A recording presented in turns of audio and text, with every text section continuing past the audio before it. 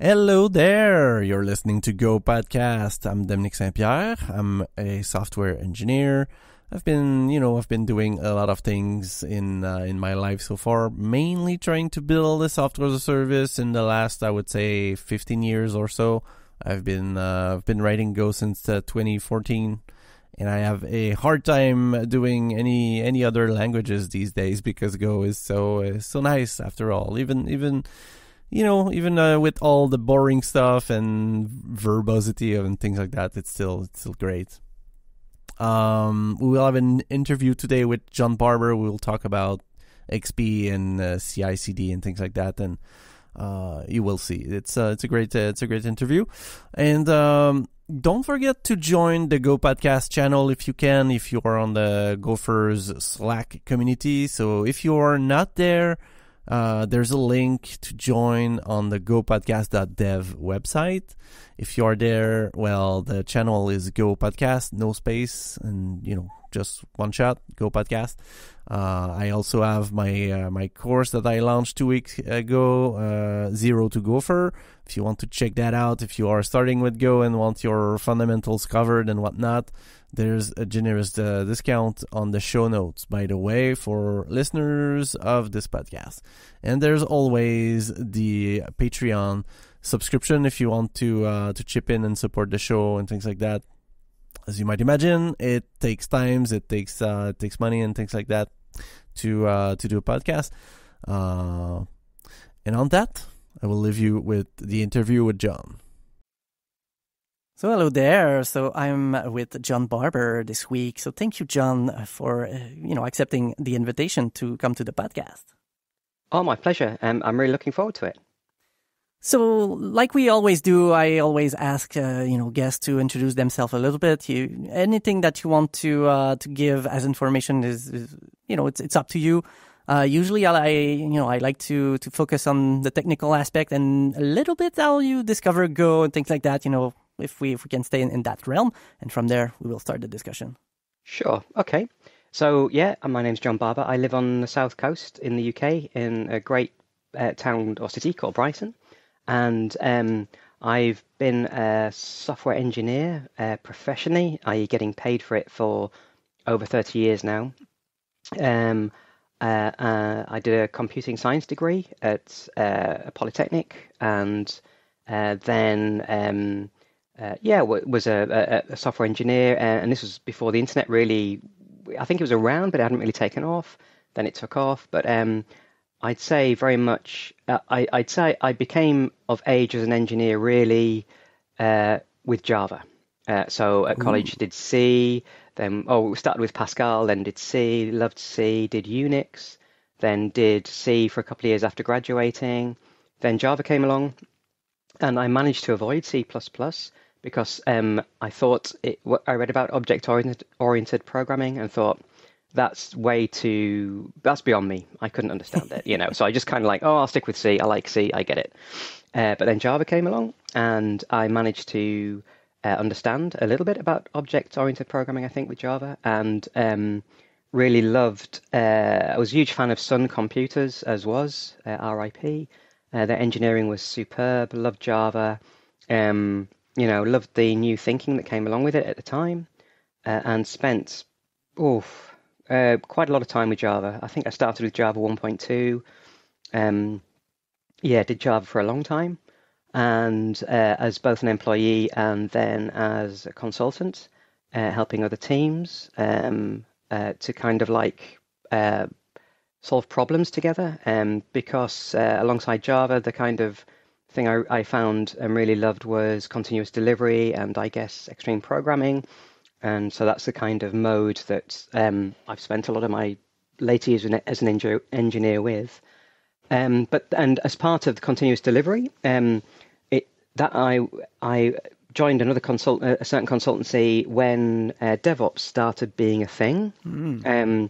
Like I say, continuous delivery I loved. And it seemed to me at the time, platform engineering or DevOps was a way to really help teams magnify their impact. So I moved a bit more into platform engineering, so infrastructure as code, initially with Chef and tools like that, because I've always loved, as well as writing software, understanding how the systems work. And that's how I kind of came across Go, because initially all the tools, or a lot of the tools, are written in Ruby or Python. And then we started using the HashiCorp tooling a lot, initially with Vagrant, which I think I'm right in saying is Ruby based. But Really? Wow. I think, and there's a really interesting essay written by the HashiCorp guys about how painful that was for them, having to support that across Windows, Linux. It was just, so that's what inspired them to look at Go. And so then I think I'm right in saying all their tooling from then on was written in Go. And so that's when I first kind of came across it with Terraform and what have you. Obviously not writing it, but just being aware that it was written in Go. And then just starting to, just kind of like, as you do. I mean, I've been using Java for a long time. Thought, it's good to learn new languages every now and then. So started learning Go and just really fell in love with it because, again, what caught me was the freshness of thinking again that came with Go as opposed to Java. And it's very much got its kind of, you can see its roots in C, which isn't surprising given the authors, but it's got very much got that C Unix kind of feel to it, which I really love, and also just the speed of working with it, the speed of feedback with tests, and so now so I've been working with Go for 7 or 8 years, and it's my default language of choice. I just love it. Really enjoy working with it. Nice. Yeah, there's a lot of things that we could unpack. I think I will need to restrain myself. First of all, it's rare that you see someone that says that you hear the word love and Java in the same sentence, and it's that's an and huge respect to the Java community, and it changed the engineering world. But recently, so the company where I am at the moment, I try as much as I can to write in Go, but a lot of the systems we have are Java based. And I haven't written Java in anger for quite a few years now, and I go back to it now, and it's so interesting. That feeling of something you did an awful lot of, but then you don't do it for years, and you go back, and it's like, oh wow, it's like, so now it's kind of, now it's hard for me to understand how I feel about it now. Is that because I've changed, or the language has changed, or is it both, or is it and especially given the ethos of Go, which is kind of like, I'm sure you've heard that joke, right? Which is, in languages like Python and Scala and what have you, there's 10 ways to do a problem, right? And in Go, there's like 0.8. You've nice. Always got to kind of, you're always kind of like, oh my good lord, got to write a set again. Oh yeah, okay, map of Boolean to of string to Boolean, whatever. So going back to Java now, my overwhelming impression is, and again, I could be doing it wrong, all due respect to people who do it for a living, but it strikes me as there's a lot of magic there, especially with the annotations. It's kind of like, it seems a lot of the expertise now in the Java world, to be effective in that world, you really have to know what the annotations are all about, because there's so much pulled in through that. But like I say, I could be doing it wrong. Well, yeah, it's a language I haven't dabbled much, to be frank. And you say you say something about Pascal. So I came across Pascal basically with Delphi. And I really enjoy that. Time. I was an extremely junior programmer at first. I was still in school learning my craft basically. Right. When the Delphi 5, and that to me was crazy. The idea of being able to build when you think about that, when we build a binary with Go, Delphi was doing that, in the 90s. At the end of that is still crazy. You could build this executable on your Windows machine, and you could distribute that without any dependencies. That was extremely nice. I never had the pleasure, but I heard, for a long, I remember, I haven't heard it for some time now, but I remember back in the day, people who'd used Delphi, that was a very universal love for Delphi. People seem to really enjoy using it. And I remember, as you were saying about actually being able to build something, I started off before going to uni with like the BBC microcomputer and similar, like ZX Spectrum, so writing stuff in BASIC really. and it's just interpreted. And I remember I remember my first year at Polytechnic. Yeah, Pascal was the language we learned in the first year, and it blew my mind. There were no line numbers. It's kind of like, what? There's no line numbers. How can that possibly work? And then that was still interpreted on like a mini computer. But then we moved into C and Unix, and I think the first thing we did in C was write a device driver for Unix, which was amazing. It's like, and that's when we first got this idea of everything in Unix is a file, and like, oh yeah, that really works. And then our professor, he introduced us to Minix, because I think we were studying the Tannenbaum book, and so we got Minix and installed that had an Amstrad PC and installed Minix, and it was like, this is amazing. And I managed to get another friend to log on to my PC the same time I was logged onto it through a serial TTY lead. And that was kind of like, this is just magic. What do you mean there's two people using this computer? This is just, I just can't cope. and I think we also managed to get it might have been the very early GNU C compiler, and actually built a binary, which again was this is just witchcraft. Oh yeah. That seems to be probably 5 or 7 years before I start all of this. I started in basically 1998. Right. 1999. My first job was in 2000. So yeah. And just another parenthesis. I thought I would call it Delphi because it was in my time in my life where I was not talking in English. So I always call it Delphi. In French, it's Delphi. So I thought, right. Well, it should be Delphi. Hearing you saying that, maybe it's because you're from the UK. But yeah, it made me smile. Right. Good. So we came across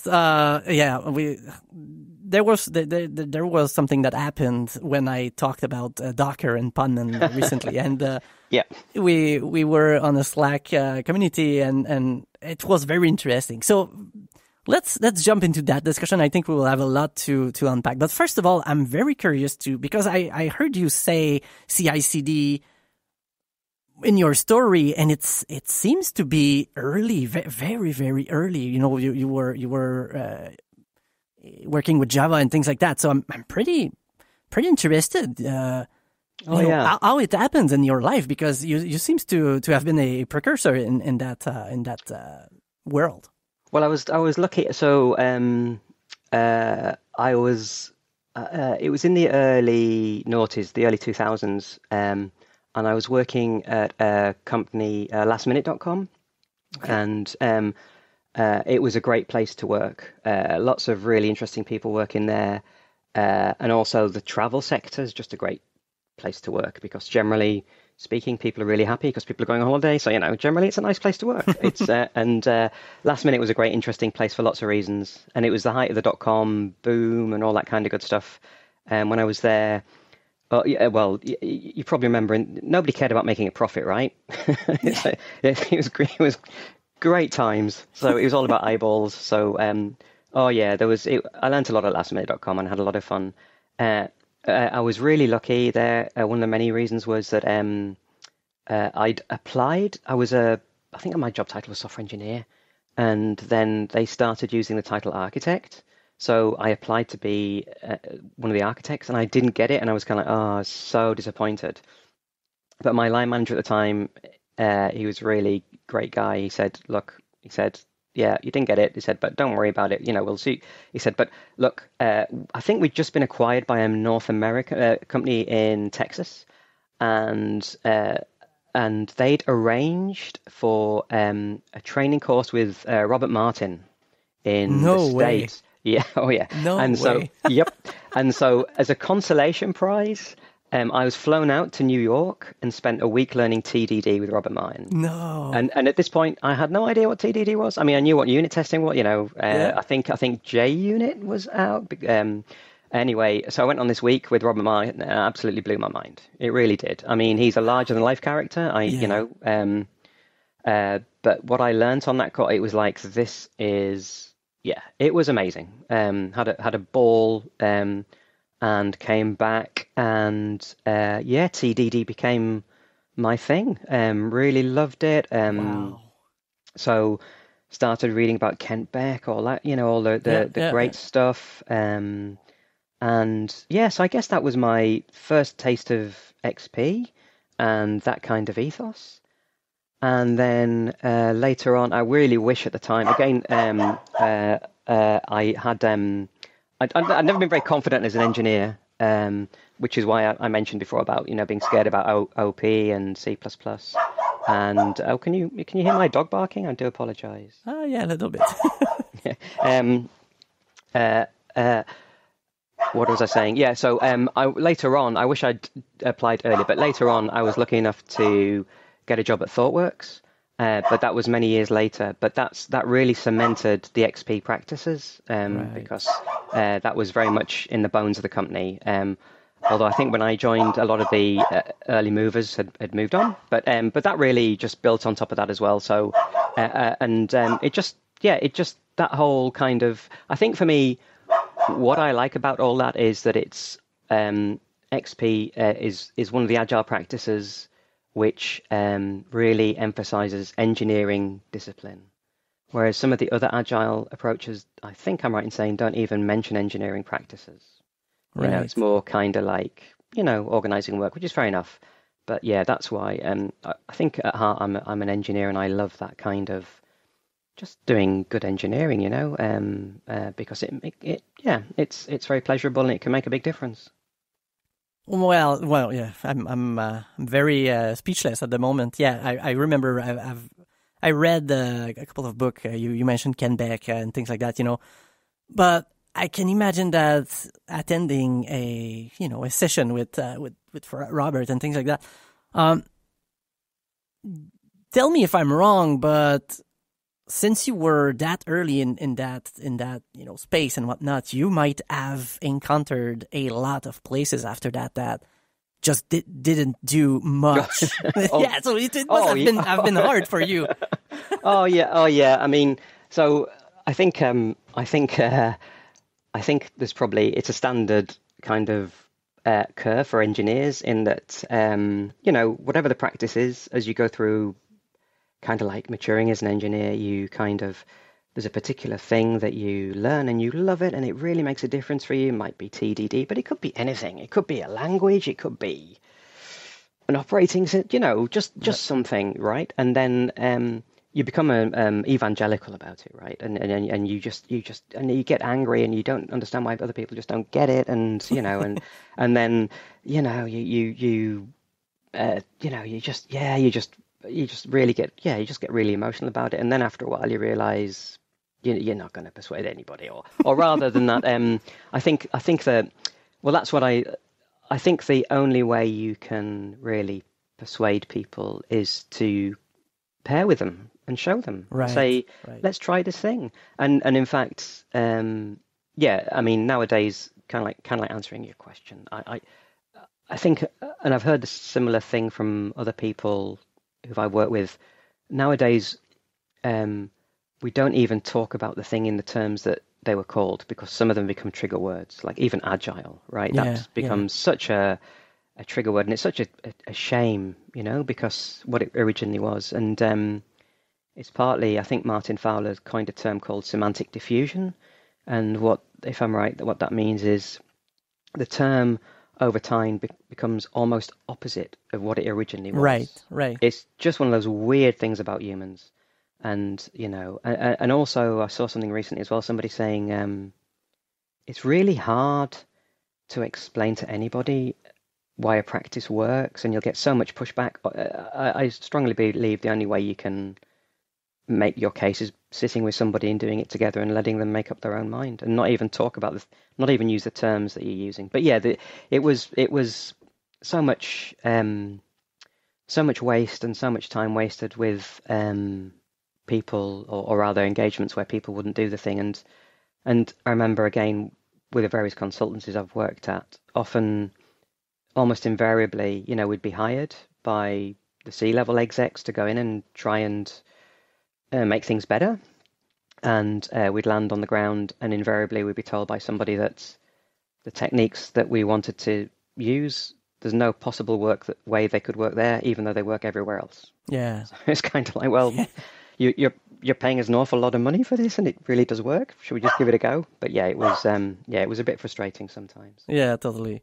So I guess this might be one of the reasons why you decided to start your consultancy at some point and put yourself into into the shoes of I can help a couple of teams get better at software engineering processes. Yeah, because yeah, and I think, and also it's addictive in the sense that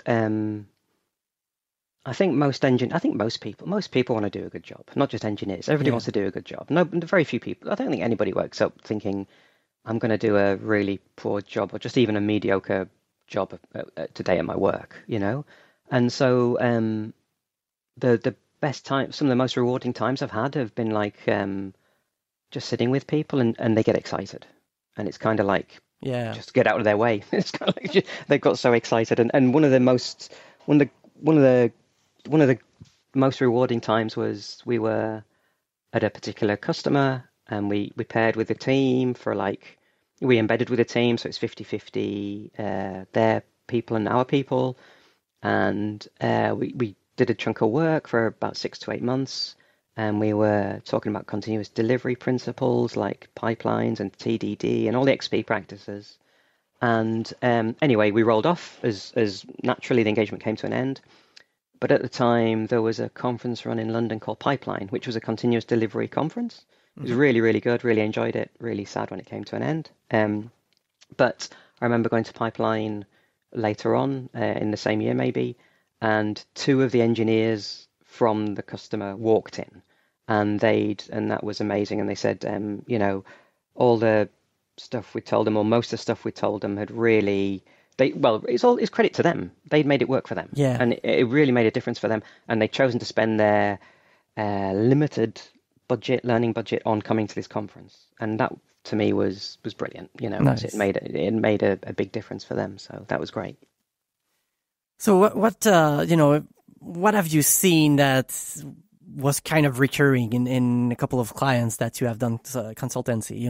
What was the main, or what have you seen that was kind of returning and maybe was an easy fix or an easy adoption? Things that were not showing any repulsion from the team and things like that.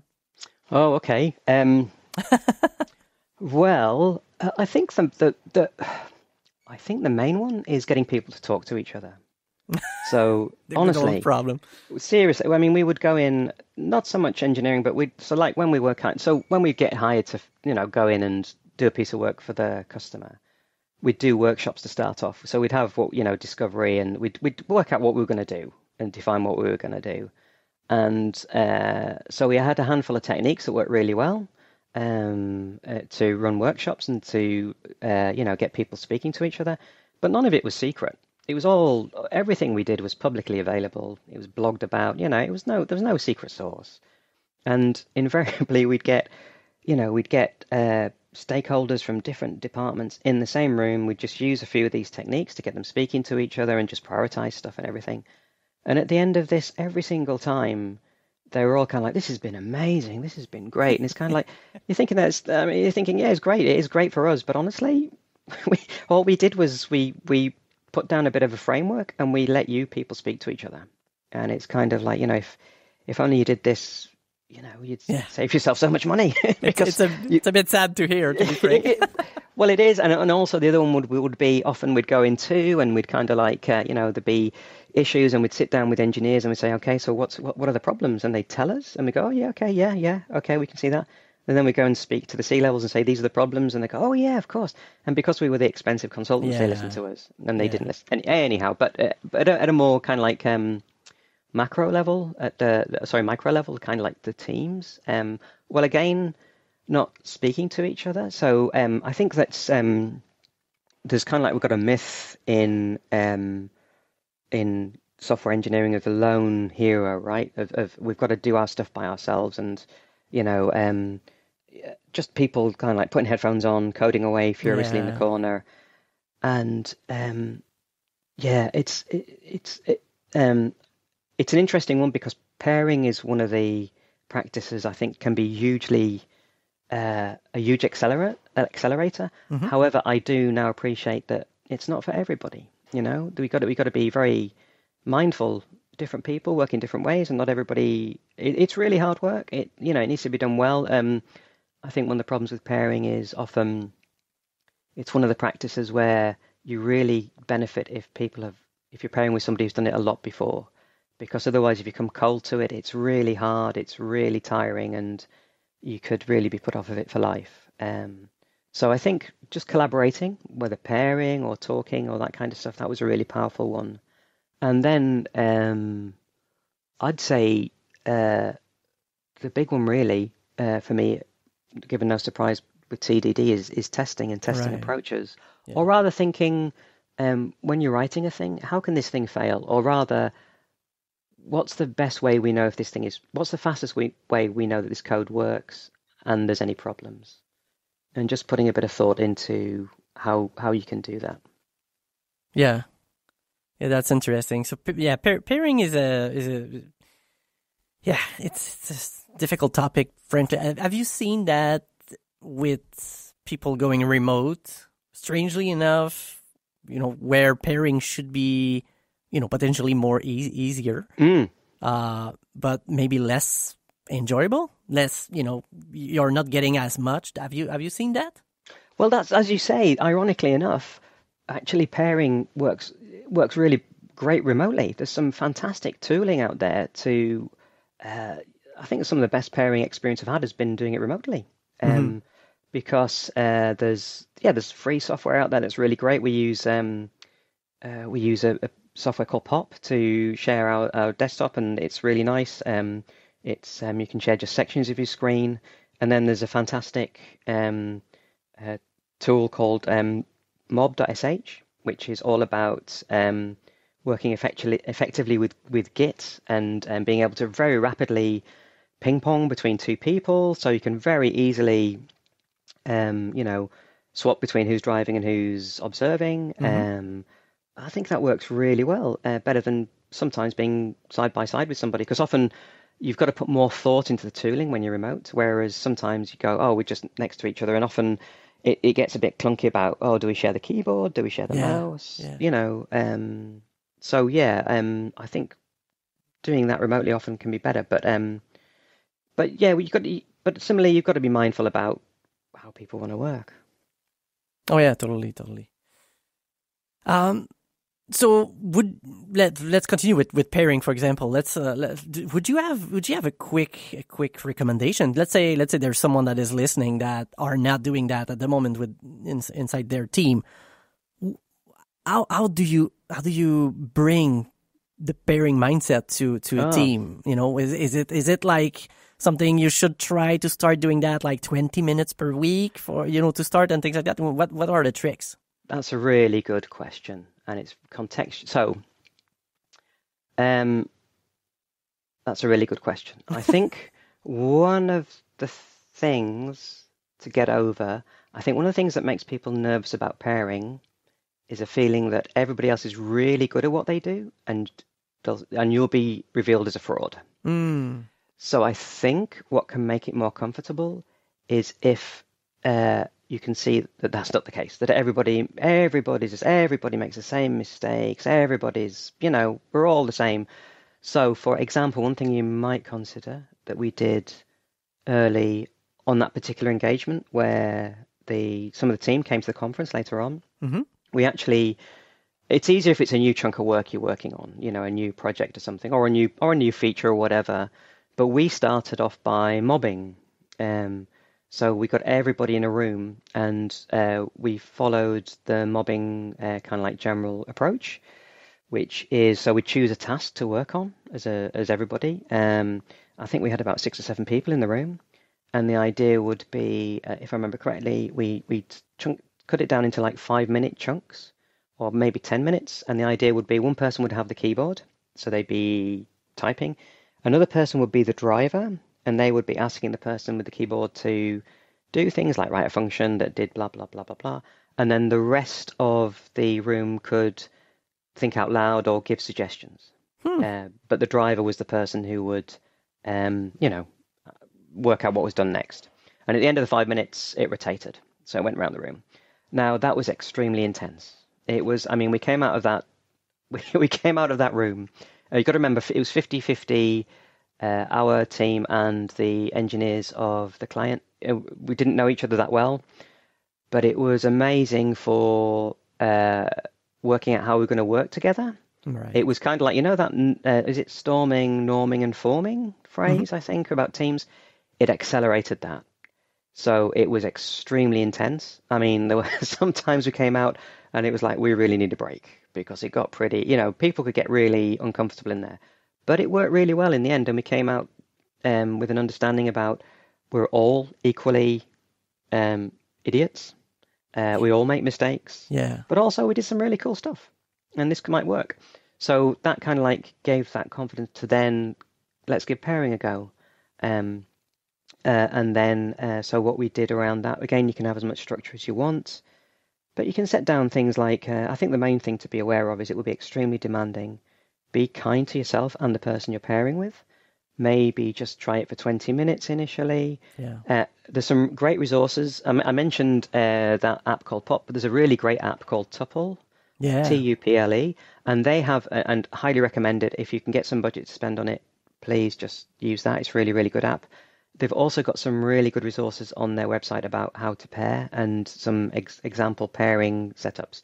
And I think that their resources are really good. So you could have a look at that because they have some guides about how you might want to set up pairing and some guidelines for going down that. So maybe just follow their guidelines and then work out one thing that I think they mentioned on their site, which worked well for us initially, especially if you're doing TDD, would be ping pong TDD. So that would be, as you're going through the cycle, so you start with a failing test. So one part of the pair writes a failing test. Then the other pair gets a task. Yeah. So, you go red, then the other person goes green. Then you go back and you go, shall we refactor now? And the nice thing is that, that works well with the whole going around that wheel. You've got that nice demarcation. And so, and the person pairing, they can go, that thing you're doing, when it's my turn to refactor, I might do that little refactoring, and that can work really well, ping pong, that kind of way. And just use that's maybe a nice way to get into it. And am I wrong in thinking that sometimes those ideas are hard to sell to upper management and things like that? Oh, because, yeah. Yeah. Okay. We are still there today. We had one client. It was in the financial services sector, which, as you can imagine, are quite can be very careful about money. And I remember one of the managers came up to me. We'd been on site for maybe 3 or 4 weeks, and we were pairing. And he just came up and he just said, he came up with the standard thing about, 2 engineers working on one thing, half as productive. Yeah. And so you've got to, there's some really great resources out there about explaining. Firstly, programming isn't a typing problem. We're not constrained by the rate at which we type. Yeah. It really is a thinking problem. And, but again, you can make all those arguments. But again, some people just don't buy into it. You've just got to, it's a hard one. You've got to kind of come up with some way to maybe measure the gains you get from it. But I think I'm right in saying the studies out there on pairing are some are pro, some are con. It's a hard one. Yeah. Oh yeah. Yeah. Because myself, I've been more of a bootstrap founder in the last 15 years. But before that, I was still working in smaller companies, and I remember that back then it was even hard to sell. We should write tests before we write code. Even just that for on smaller companies I'm talking about. I thought it was a little bit easier, but yeah.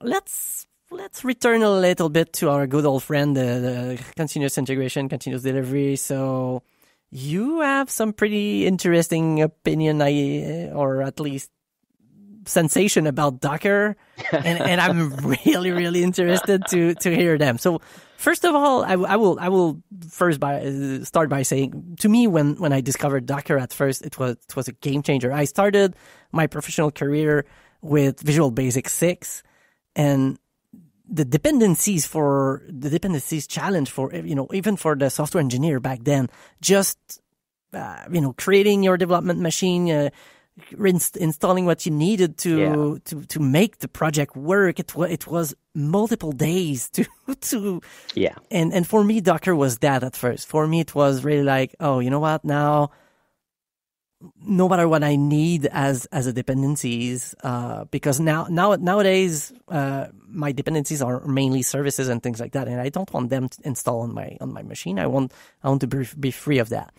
I always liked Docker, but I understand that you might have had some very interesting experiences and whatnot. So I'm curious to hear about you. Kind of seems to say that even for developer machine, it might not be the right tools today. So again, let me start by saying huge respect to Docker. Everybody, it's a fantastic piece of engineering. Well, the underlying stuff, is Linux kernel stuff, isn't it? It's the control groups, all that kind of good stuff. So it's phenomenal piece of engineering. Huge respect to that. The thing that I've seen a lot of, which does drive me crazy, is it's kind of like a gateway drug for engineers. So in the sense that it does provide a lot of flexibility, but it's interesting. Well, okay, so let's spool back a little bit. It's interesting, so when you obviously, you're building your thing that's going to be deployed into Kubernetes or something that runs a container image. And it's really interesting that just that kind of extra step, that the thing you build has to be pushed to a registry somewhere, how complicated that makes life. It's just kind of, on paper it would seem so simple and, it seems great. But having been on the side where we do the build pipelines as well, it just makes life so complicated. Anyway, that by itself isn't a reason not to do it. But what I've seen a lot of is, first off, you can go down that route of, you're using, first off,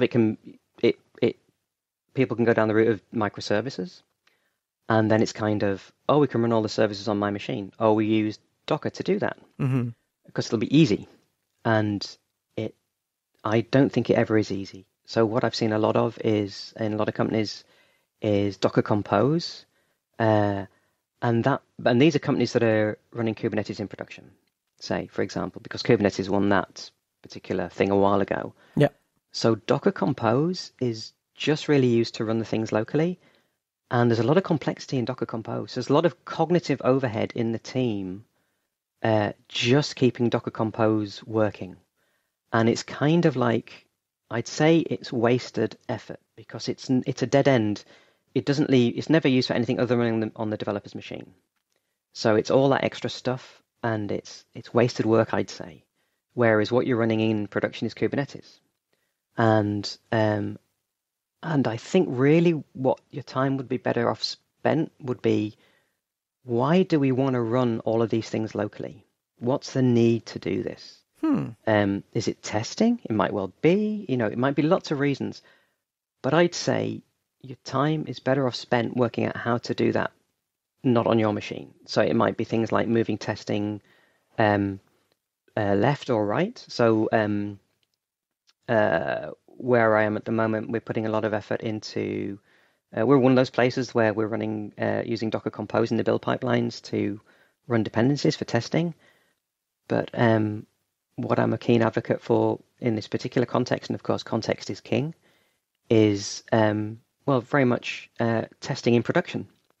So we deploy into Kubernetes, and one thing which was already deployed when I turned up, we weren't using that much, is Argo rollouts. So we're using that to basically canary deploy and slowly shift traffic, but to also run our tests in the cluster. So we can basically, it's that thing about separating deployment from release. So we deploy a candidate into the cluster. We can then run our tests against it in situ. And then if it's all good, we can shift the traffic across. And if it's not, then we roll it back. and that's got lots of benefits. One of the issues with coming back to trying to run stuff on your machine, we're running in Google Cloud, and we use PubSub a lot. So there is an emulator for PubSub, which people use when we run stuff locally. But the emulator works maybe 95% of the time. But the 5% when it doesn't is such a time suck for an engineer. It can be days to try and work it out. And then there's a great fan of a guy called Yan Shui, the Burning Monk. He does a lot of work in serverless.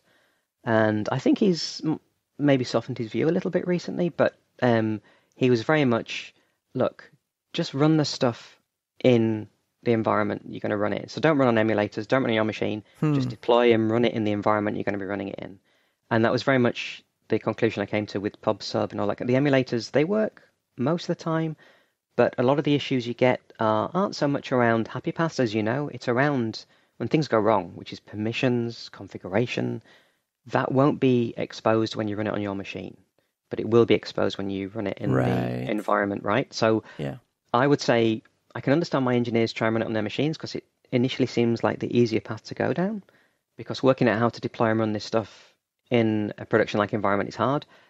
But yeah, it's hard, but it's one of those things, continuous delivery, I'd say, is about, yeah, it's hard, but it's engineering, and ultimately it'll make life better for everybody. So that's one of the reasons why I'm not such a fan of Docker, just because it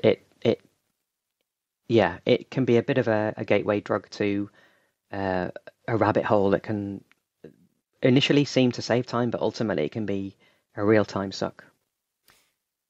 And when you say you are deploying your canary version, the thing that might be the next production version for this thing, are you saying that you are deploying that in the real production? Into the production cluster. Yeah, not in a staging environment or whatever. Okay. No, because I'm sure you've been places where staging has little relationship with production. And ironically enough, we were at another consultancy gig for a big commercial bank. And ironically enough, I mean, often you'd find that the problem was that staging was nowhere near like production, because it was much less powerful than production. So, if you wanted to do load tests, it was, it just wasn't representative. This particular bank had the opposite problem. They were so scared about touching their production system, they'd upgraded staging to a much more powerful set of hardware and later software, and they just wouldn't touch production. So ironically enough, staging was way more powerful than production. So it's kind of Oh, okay. I thought you was going to say they switch over at some point. Okay, maybe they did that. That's a good idea. Maybe they should do that. Okay, wait a minute. I mean, okay, I'm coming from a fintech background myself, and how can you? Okay. Sorry, how can you trust something to run into production? Something that might touch the database. Something that let's give me a good example. In the last fintech company I worked, we were producing risk score for credit line. So what I'm saying is that there is some dangerous things that can happen. How can you then prevent that from happening? Well, context is king as ever. So maybe it wouldn't work everywhere, which would be perfectly fine. But maybe it can. So this is where you've got to think about. I mean, the where we'd like to get to would be to be able to do synthetic monitoring. And what I mean by that is, okay, so coming back to that thing about continuous delivery and testing. So how do you know right now that your critical production paths that make your company money are working?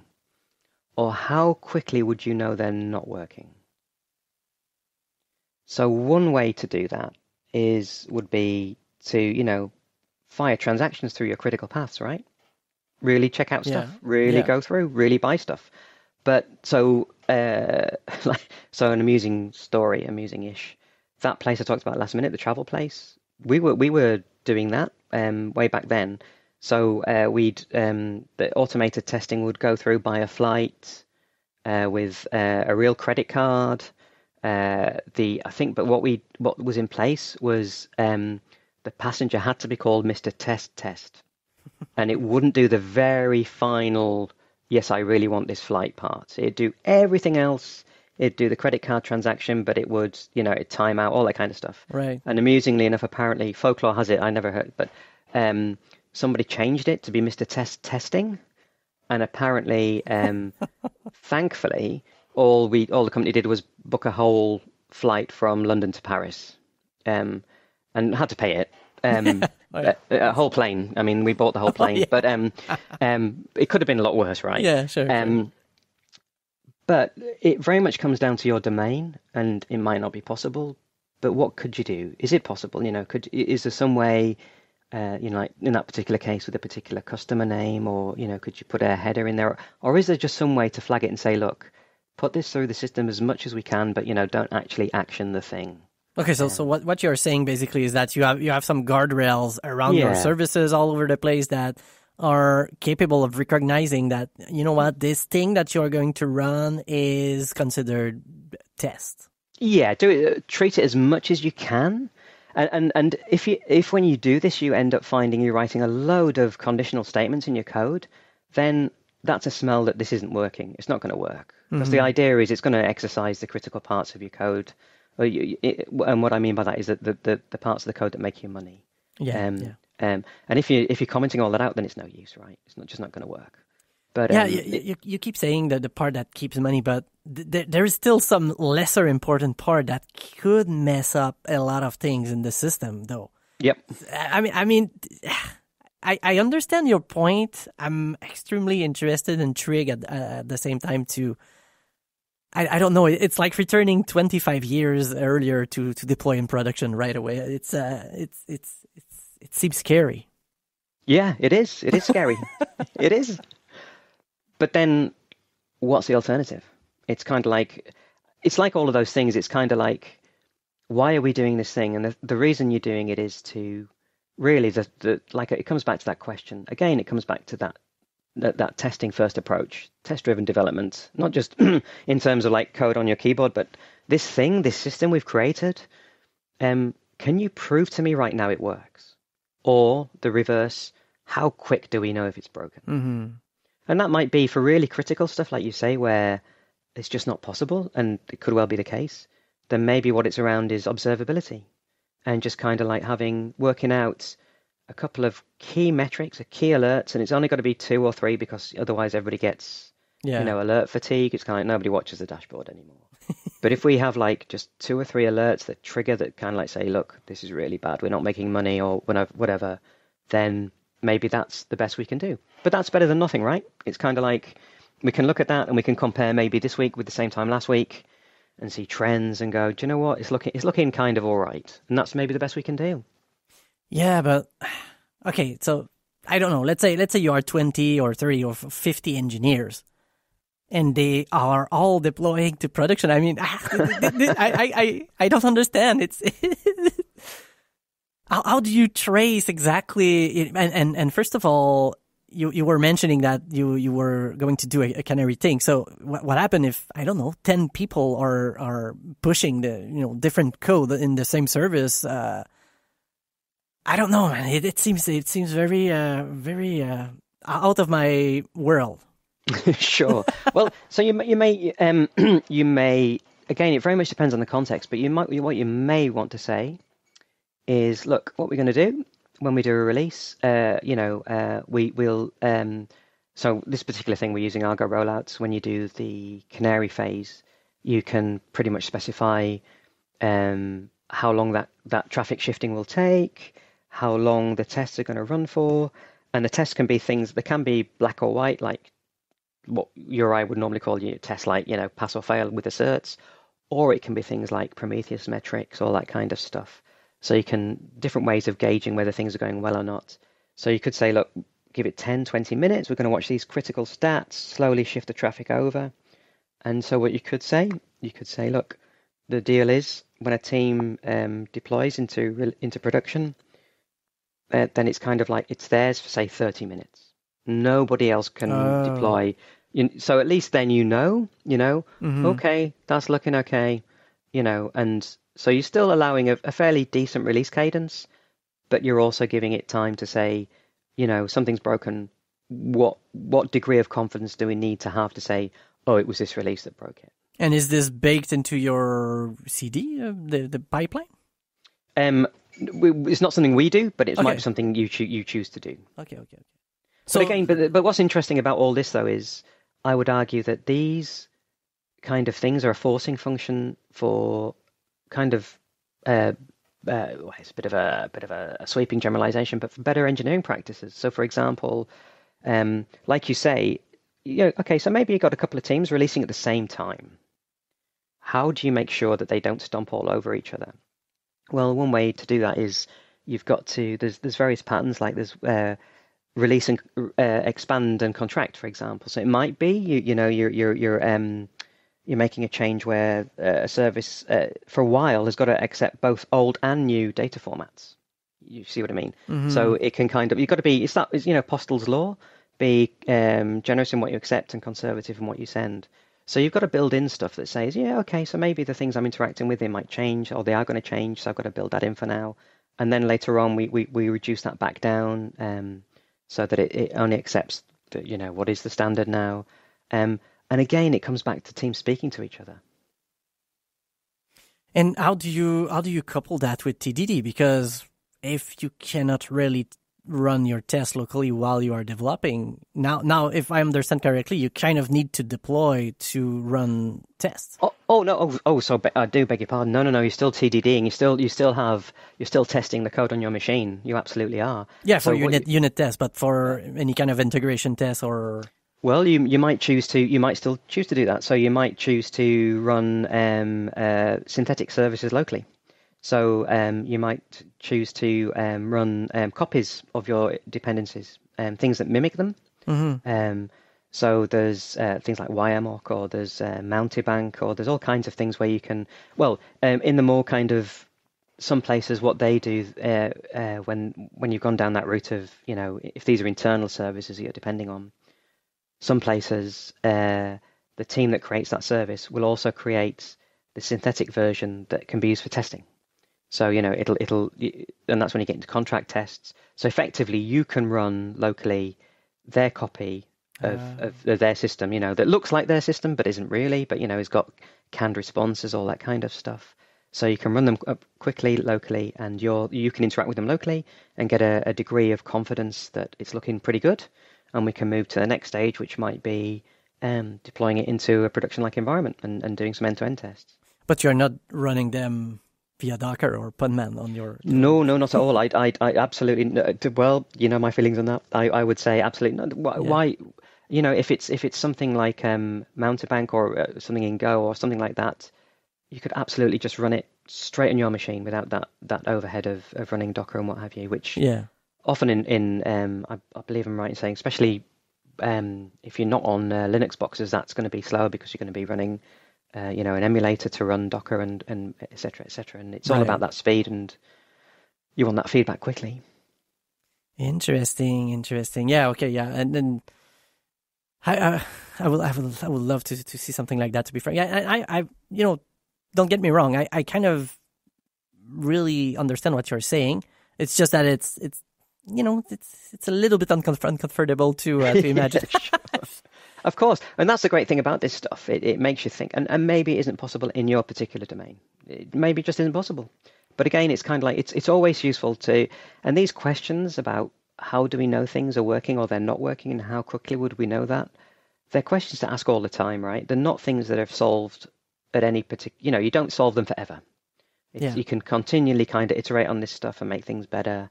And it's just that creativity around that. This might be one approach that works, or it might not. It might not work. But it's kind of like the thing about it is as well, especially in the early days of when microservices became a thing, became so popular.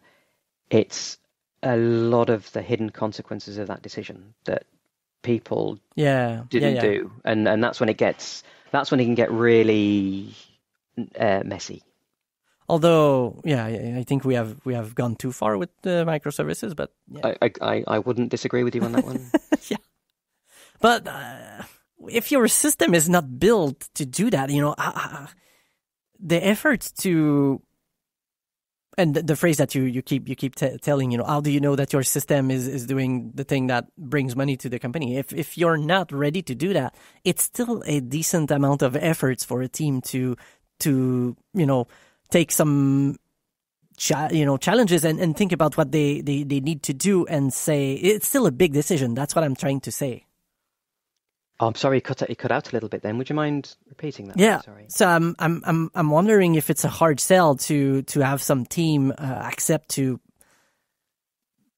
adhere to this kind of deployment, because their system might not have been done or have been written in a way that it's easy for them to know. Oh yeah. Oh no. Well, sadly, that is often the case. As you were saying, what patterns did I see? And this is very much one of those. It's like every startup, right? You've got to make money. It's the race to make money, and these engineering things cost a lot of money. And it's hitting that right balance, and it's a really tricky thing to do. And again, that's kind of like you might choose to go down that path. Again, that term technical debt, which again is another one of those ones. I think Martin Fowler, with his semantic diffusion, technical debt's become a bit misused maybe, but in this sense, technical debt is that one where it's a conscious decision to make that we're not going to do this thing. Yeah. But that's all right, because you know what? We've got to make money. We're a startup. We can't sink all this engineering effort into all this great stuff, which is absolutely understandable. The issue is, hopefully your startup will be successful and, you'll do really well. And at some point you will hit the point where you really do need to have these things in place now. You need to make sure that how do you know you're making money? Because you're doing really well, but the complexity is starting to get a bit, get off the scale, and and we're finding releases get painful, and we've got to do release trains and all that kind of stuff. Yeah, I believe when the company hasn't released something in 6 months, they might find the idea not so bad after all too. But this is the thing, right? Yeah, exactly that, right? Or there's lots of failed releases, or the release stuff, and the worst thing is, you release stuff and then you find out 3 weeks later via your customers that it's not working. It's like, well, okay. Yeah, totally. Wow, very interesting, John. I mean, if you, I think we will need to end this call, but I mean, if you want to return at some point, it's very, very interesting. Is there any closing thoughts that you want to say to the listeners? Anything we forgot? Oh, just that I'm full of hot air, and it's, this stuff's kind of worked for me, more or less most of the time. But again, context is king, and everybody's different. But just pay attention to engineering, good engineering practices, whatever that means for you, and try not to take things too seriously, I guess. Yeah, totally. And again, communication is always recommended. Absolutely. All right, Jon Barber, thank you very much for this. Oh, my pleasure. Have a great evening. All right, bye.